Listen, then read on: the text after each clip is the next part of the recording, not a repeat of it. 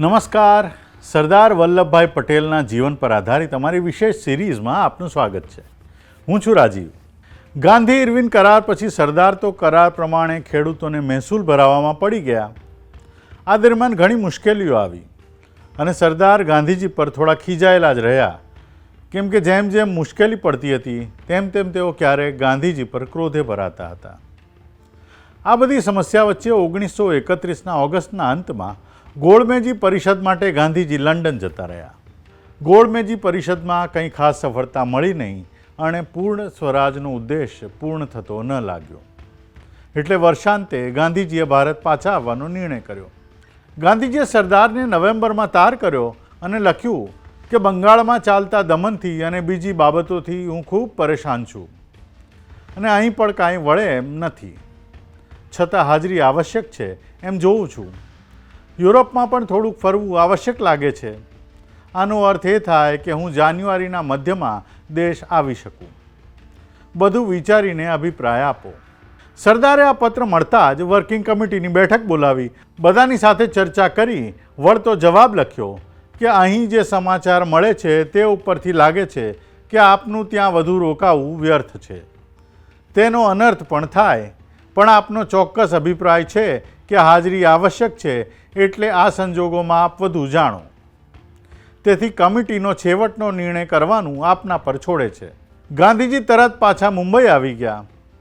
ગાંધીજીને મળે તે પહેલાં જ નહેરુને ગોરી સરકારે પકડી લીધા. થોડાક દિવસ પછી ગાંધીજી અને સરદારની પણ મુંબઈથી સાથે ધરપકડ કરી. બંનેને સાથે યરવડા જેલમાં પૂર્યા. સરદારને ગાંધીજી સાથે યરવડા જેલમાં રહેવાનું થયું એ એમના જીવનમાં એક બહુ મહત્ત્વની ઘટના છે. આમ તો તેઓ ગાંધીજીને વારંવાર મળતા અને પોતાના તમામ કામો તેમની સલાહ સૂચન લઈને જ કરતા. પણ એવી રીતે મળતા રહેવું અને સલાહ સૂચનો લેવી એ એક વાત છે, અને 24 કલાક સાથે રહેવું, ઉઠવું, બેસવું, જમવું, સૂવું એ જુદી વાત છે.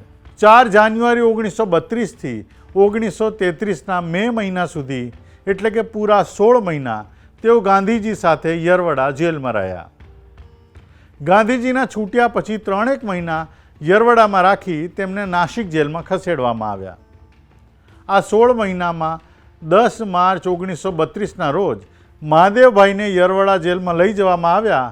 ત્યાં સુધીના એટલે કે લગભગ 2.25 મહિના તો ગાંધીજી અને સરદાર બે એકલા જ યરવડામાં રહ્યા. 1930માં સાબરમતી જેલના દરવાજામાં પેસતા તેમણે બીડી કાયમ માટે છોડી દીધી હતી. યરવડામાં ગાંધીજીની સાથે રહ્યા એટલો વખત એમણે ચા પણ છોડી દીધી. સરદારને બંને વેળા ભાત ખાવાની ટેવ હતી અને ચોખા ઊંચી જાતના હોય તે એમને બહુ ગમતું. જોકે બારડોલીમાં ત્યાં થતા કડા નામના જાડા ચોખાનો ભાત તે ઘણીવાર મોજથી ખાતા.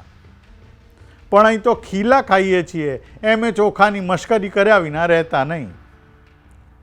ગુવાર શીંગનું શાક કર્યું હોય ત્યારે બળદને ગુવાર બાફીને ખવડાવે છે, તે ઉપરથી આ તો બળદનું ખાણું કર્યું છે એમ કહેતા. ગાંધીજીની સાથે શરૂઆતમાં ભાત ખાવાનું પણ છોડેલું. એકવાર શ્રી શ્રીનિવાસ શાસ્ત્રીએ ગાંધીજીને લખેલું કે તમે જેલમાં એકલા રહ્યા છો એટલે ગમગીન બની ગયા છો. ત્યારે ગાંધીજીએ જવાબમાં લખ્યું કે અહીં તો એકલું ક્યાં છું, મારી સાથે સરદાર વલ્લભભાઈ છે. એ એમની મશ્કરીઓની સપાટાથી દિવસમાં કેટલીય વાર મને પેટ પકડીને હસાવે છે. મહાદેવભાઈએ પોતાની ડાયરીમાં સરદારના ઘણા પ્રસંગો નોંધેલા છે. તેમાંથી તેમની વિનોદી વૃત્તિ ઉપરાંત તેમના વ્યક્તિત્વના વિવિધ પાસાઓ આપણને જોવા મળે છે. 11 માર્ચ 1932ની વાત છે. મહાદેવભાઈને ચા પીવાની ટેવ હતી, એટલે એમણે તો બીજે દિવસે સવારે ચા પીવાની હા કહેલી. પણ સરદારને ચા પીતા ન જોયા એટલે એમણે પૂછ્યું, કેમ તમે ચા પીવાની બંધ કરી છે? સરદારે જે જવાબ આપ્યો તે એમનો સ્વભાવ પ્રગટ કરનારો છે. વલ્લભભાઈએ કહ્યું કે અહીં બાપુની સાથે આવીને હવે ચા શું પીવી, આપણે તો એ જે ખાય તે ખાવું એમ ઠરાવી દીધું છે. ચોખા છોડ્યા છે, શાક બાફેલું ખાવાનું રાખ્યું છે અને 2 વખત દૂધ રોટી લઉં છું. બાપુ પણ રોટી ખાય છે. સરદારનો આ નિશ્ચય સાંભળી મહાદેવભાઈએ પણ ચા પીવાનું બંધ કર્યું. મહાદેવભાઈ લખે છે કે બાપુને માટે સોડા બનાવવો, ખજૂર સાફ કરવું, દાંતણ કચરવું એ બધું વલ્લભભાઈએ પોતે જ પોતાના માથે લઈ લીધું છે. હસતા હસતા વલ્લભભાઈ કહેતા કે મને ક્યાં ખબર હતી કે અહીં સાથે રાખવાના છે. ખબર હોત તો કાકાને પૂછી લેત કે બાપુનું શું શું કામ કરવાનું હોય છે. આ તો બાપુ કશું કહે નહીં એટલે અડધી ખબર પડે નહીં. કપડાં ધોવાનું તો બાપુએ રહેવા જ દીધું નથી. નાહવાની ઓરડીમાંથી ધોઈને જ નીકળે પછી કરવું શું? મહાદેવભાઈ લખે છે કે જે પ્રેમથી બાપુને માટે એ ફળ સમારે છે અને દાંતણ કૂટવાનું ભૂલી ગયા હોય તો યાદ આવતા દાંતણ લેવા દોડે છે, એ બધું એમની અપાર ભક્તિ સૂચવે છે અને ભક્તિ શીખવાને માટે પણ એમના પગ આગળ બેસવાને પ્રેરે છે. એક વખત જમી લીધા પછી વલ્લભભાઈ હંમેશની જેમ દાંતણ કૂટીને તૈયાર કરવા બેઠા અને કહ્યું કે ગણ્યા ગાંઠ્યા દાંત રહ્યા છે તો પણ બાપુ ઘસ ઘસ કરે છે. પોલું હોય તો ઠીક, પણ સાંભેલું વગાડ કરે છે. એટલે મહાદેવભાઈએ હળવાશમાં કહ્યું કે 1930માં આપણું સાંભેલું પણ વગડ્યું સરસ. આ સાંભળીને ગાંધીજીએ પણ આનંદમાં આવ્યા. પછી વલ્લભભાઈએ કહ્યું કે આ વખતે પણ એમ જ છે, પણ શું કરીએ, બ્રિટિશ સરકારનો કારવા આગળ ચાલ્યો જાય છે. ગાંધીજી બધી વસ્તુમાં સોડા નાખવાનું કહેતા એટલે વલ્લભભાઈ માટે એ વાત મજાકનો મોટો મુદ્દો બની ગઈ હતી. ક્યારે પણ કોઈ પણ અડચણ આવે એટલે વલ્લભભાઈ ટપકું મૂકે કે સોડા નાખો ને. જેલમાં વલ્લભભાઈ ગાંધીજીને છાપું વાંચી સંભળાવતા. આ એમનો નિત્યક્રમ. વાંચતી વખતે ઉચ્ચારોમાં થતા ભૂલોની તેઓ સહેજ પણ પરવા ન કરતા. એમાં પણ મદ્રાસ તરફના નામોના ઉચ્ચારણોમાં તો એમની જીભ વળતી જ નહીં. આરોગ્ય સ્વામી મુદલિયારની અંગ્રેજી જોડણી પ્રમાણે તેઓ આરાકિયા વાંચે એટલે મહાદેવભાઈ હસી પડે. એથી વલ્લભભાઈ ચીડાઈને કહેતા, તમને હસવું આવે છે પણ આમાં તો જે લખાણું તે વંચાણું.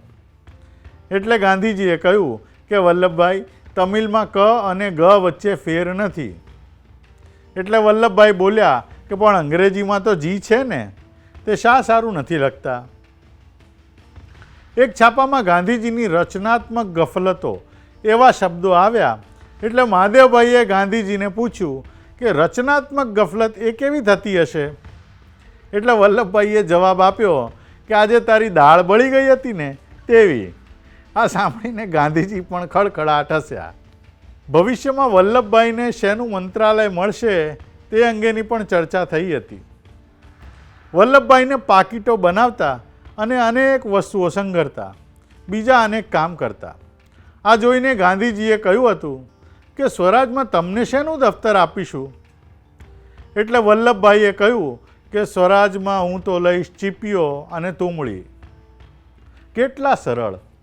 પણ બીજા કેટલાક નેતાઓ પોતાના શું મંત્રાલય મળશે તે અંગે ચર્ચા કરતા રહેતા. ગાંધીજીએ કહ્યું કે દાસ અને મોતીલાલજી પોતાના હોદ્દા ગણતા અને મહમ્મદ અલી અને શૌકત અલીએ પોતાને કેળવણી મંત્રી અને સરસેનાપતિ તરીકે ગણાવ્યા હતા. ગાંધીજીએ કહ્યું કે લાજમાં રહ્યા લાજમાં કે સ્વરાજ ન આવ્યું અને કશું ન થયું. જેલમાં રાત્રે કોકવાર વરસાદ આવે ત્યારે ખાટલો ઉઠાવીને વરંડામાં લાવવો ભારે પડી જતો. એટલે ગાંધીજીએ મેજર પાસે હલકો ખાટલો માગ્યો. મેજરે પૂછ્યું કે કાંથાની દોરીનો 4 પાઈ છે, એ ચાલશે? ગાંધીજીએ હા પાડી. મેજરે કહ્યું કે એના પર કાંથાની દોરીના બદલે પાટી ભરાવી દઉં. સાંજે ખાટલો આવ્યો એટલે બાપુએ કહ્યું કે આના ઉપર પાટી બાંધવાની કશી જરૂર જ નથી, મારી પથારી આજે એના ઉપર કરજો. એટલે વલ્લભભાઈએ કહ્યું કે અરે શું એના ઉપર તે સૂવાતું હશે?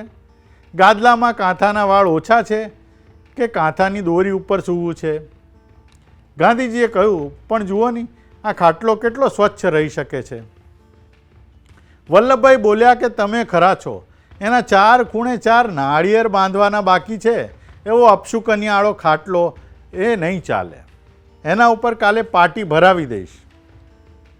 ગાંધીજીએ કહ્યું ના વલ્લભભાઈ, પાટીમાં ધૂળ ભરાય, પાટી ધોવાય નહીં, આના ઉપર તો પાણી રેડ્યું કે સાફ. વલ્લભભાઈ કહે પાટી ધોબીને આપીને કે બીજે દિવસે ધોવાઈને આવે. ગાંધીજી બોલ્યા કે પણ આ તો દોરી ઉખેડવી ન પડે, એમને એમ ધોઈ શકાય. વચ્ચે મહાદેવભાઈએ બાપુનો સાથ આપતા કહ્યું કે હા બાપુ, એ તો ગરમ પાણીએ ઝારી શકાય અને એમાં માંકડ પણ ન રહી શકે. વલ્લભભાઈએ કહ્યું ચાલો હવે તમે મત આપ્યો એટલે ખાટલામાં તો ચાચણ માંકડ એટલા થાય કે વાત ન પૂછો. છતાં પણ ગાંધીજીએ પોતાને વાતને વળગી રહેતા કહ્યું કે હું તો એના ઉપર જ સૂઈશ, ભલે તમે એવો ન મંગાવતા. મારે ત્યાં તો બાળપણમાં આવા જ ખાટલા વાપર્યા એ મને યાદ છે. મારી બા તો એના ઉપર આદુ ઘસતી. મહાદેવભાઈને આ વાત સમજાય નહીં એટલે પૂછ્યું કે એ શું, મને સમજાયું નહીં. એટલે ગાંધીજીએ કહ્યું કે આદુના અથાણા કરવા હોય ત્યારે આદુને છરીથી સાફ ન કરતા આના ઉપર ઘસે એટલે છોતરા બધા સાફ થઈ જાય. તરત જ મોકો જોઈને વલ્લભભાઈ બોલી ઉઠ્યા કે એ જ પ્રમાણે આ મુઠ્ઠી હાડકા ઉપરની ચામડી ઉખડી જશે, એટલે જ કહું છું કે પાટી ભરાવો. 1930ના દાયકાના શરૂઆતમાં એ તબક્કામાં અંગ્રેજ સરકારે અસ્પૃશ્યતા નિવારણ માટે એક પ્રસ્તાવિત બિલ લાવી. આ બિલનો હેતુ હરિજનોને હિન્દુ મંદિરોમાં પ્રવેશનો અધિકાર આપવાનો હતો.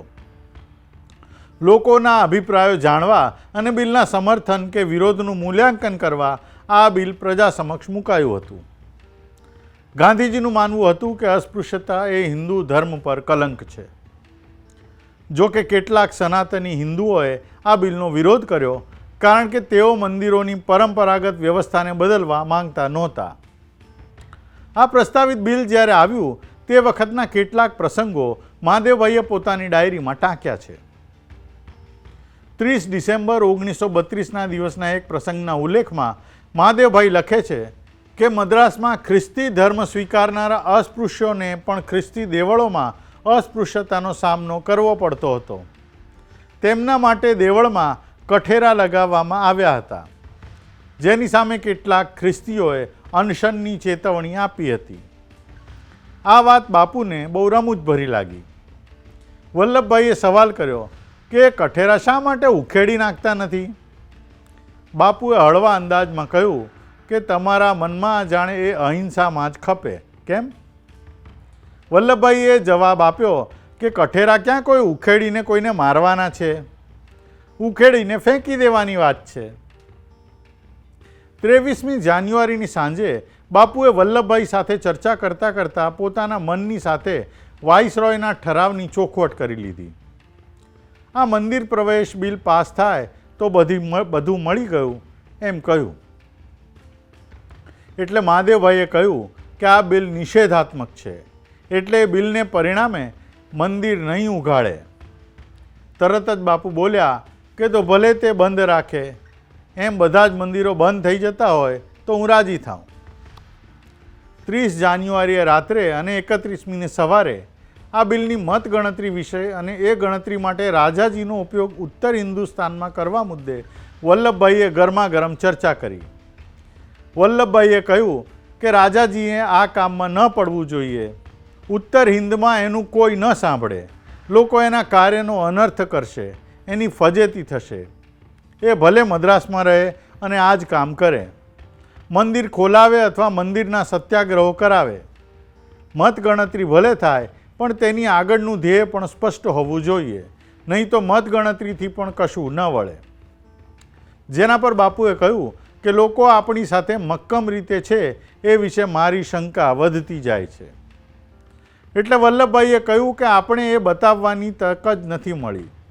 જ્યાં સુધી મતગણતરીથી અમુક પરિણામ આણવું છે એમ લોકોને કહેવામાં ન આવે ત્યાં સુધી એ મતગણતરીનો અર્થ નથી. સનાતનીઓ પણ ગમે તેટલી સહી મેળવીને કહેશે કે અમારી બહુમતી છે. અસ્પૃશ્યતા દૂર કરવાની લડાઈના ભાગરૂપે આપા સાહેબ પટવર્ધન નામના ગાંધી વિચારક ઉપવાસ કરી રહ્યા હતા. આથી 10મી ફેબ્રુઆરીએ વાતમાં બાપુએ કહ્યું કે મારે તો કદાચ ઉપવાસની 24 કલાકની નોટિસ આપવી પડશે. આટલું સાંભળતા જ વલ્લભભાઈ ચીડાઈ ગયા. બોલ્યા કે તમે આમ ટાણે કટાણે ઉપવાસની નોટિસ આપો એનો કશો અર્થ નથી.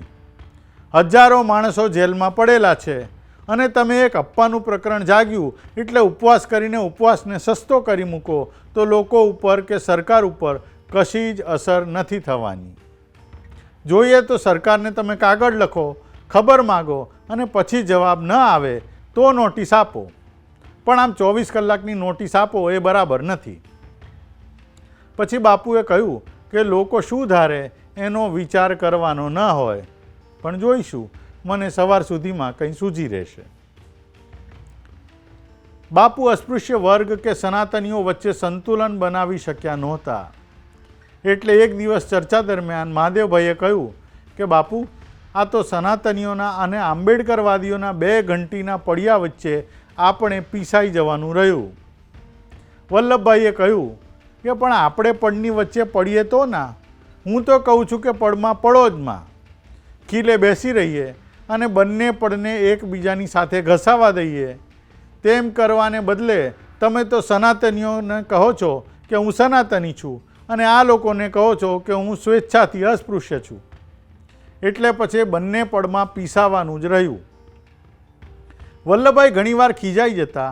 એ ઘટના અંગે મહાદેવભાઈએ લખ્યું છે કે એકવાર માલવીયજીનો લાંબો તાર આવ્યો. સાંજે આ વિશે ચર્ચા ચાલી. વલ્લભભાઈ ખૂબ ઉકળતા હતા. એટલે ગાંધીજીએ કહ્યું કે આપણે લડતા નથી, છતાં તમે ઘાંટા પાડીને બોલો એટલે કોઈકને એમ લાગે કે આપણે લડીએ છીએ. તે ધીમે અવાજે કાં ન બોલો? આના કરતાં 20મા ભાગને અવાજે બોલો તોય હું તમને સાંભળી શકું અને આપણે ચર્ચા કરી શકીએ. માલવીયજીએ તારમાં કહેલું કે મંદિરો માટે કાયદો કરવાની વાત નથી, પણ ફતવા વગેરે માટે જ છે એમ ઠરાવ ઉપરથી ખબર પડે છે. આ બધી ચર્ચાઓ વચ્ચે એક વખત વલ્લભભાઈએ ગાંધીજીને કહ્યું કે જ્યારે આ બધા વિરુદ્ધ છે ત્યારે હવે આ વસ્તુને ક્યાં સુધી ચલાવે રાખશો? હવે તો બિલ 2 વર્ષ સુધી ધક્કે ચડ્યું છે. સ્વરાજ પાર્લામેન્ટ વિના એ પસાર થવાનું નથી અને તે વખતે 2 મિનિટમાં થઈ જશે. તેને માટે આટલી મહેનત શા સારું? જો સ્વરાજ આવે તે પહેલાં થવાનું હોય તો હું વિરોધ ન કરું, પણ મને ખાતરી છે કે હવે કશી જ આશા નથી. ભવિષ્યમાં નેતાઓ કેવા આવશે તે અંગે ગાંધીજીના વિચારો કેવા હતા તે અંગે પણ વલ્લભભાઈ અને ગાંધીજીની આ ચર્ચામાં જ જાણવા મળ્યું હતું. ગાંધીજી સરદારના આ સવાલના જવાબમાં બોલ્યા હતા કે પણ સ્વરાજની ધારાસભા એવી આવશે એવી તમને ખાતરી છે? મને તો નથી. મને તો ખાતરી છે કે હજી હાજી હા ભણનારી ધારાસભાઓ આવવાની. એટલે આપણે તો જે પ્રયત્ન થાય તે કર્યા કરવાનું રહ્યું. ગાંધીએ કહ્યું કે જે કરવા યોગ્ય લાગે તે કરશું, સૂઝી રહેશે. આપણે આટલે સુધી કર્યું અને મંદિરો નથી ખોલ્યા, તેમાં શું? એકે પગલું વ્યર્થ નથી ગયું, કશી હાર નથી ખાધી. જ્યાં સુધી આપણું મન હાર્યું નથી ત્યાં સુધી હાર કાં છે? અને તમે જુઓ છો ખરા કે હું હરિજનનું કામ મૂકી દઉં તો આંબેડકર જ મારા ઉપર તૂટી પડે. બીજા જે કરોડો મૂંગા હરિજન છે તેનું શું થાય? આવું મહાદેવભાઈએ પોતાની ડાયરીમાં નોંધ્યું છે. અહિંસા પર ગાંધીજીના બહુ જોર અંગે એક દિવસ વલ્લભભાઈએ બાપુને પૂછ્યું કે તમારા વર્ણાશ્રમ ધર્મમાં આ ક્ષત્રિયોનું શું થશે? હથિયાર કોઈ ઝાલશે જ નહીં? ગાંધીજીએ જવાબ આપ્યો અને કહ્યું કે હા, નહીં ઝાલે. હથિયાર ઝાલે એ જ ક્ષત્રિય છે એવી ક્યાં વ્યાખ્યા છે? બીજાનું રક્ષણ કરે અને એ કરતાં પ્રાણ આપવા તૈયાર થાય એ ક્ષત્રિયની વ્યાખ્યા છે. બાકી જગત અહિંસાથી ચાલશે એવી કલ્પના નથી. આ શરીર જ હિંસાની મૂર્તિ છે, એટલે તેને ટકાવવા માટે પણ ઘણી હિંસાની જરૂર રહેશે. પણ એ ક્ષત્રિયો પણ ઓછામાં ઓછી હિંસા કરશે.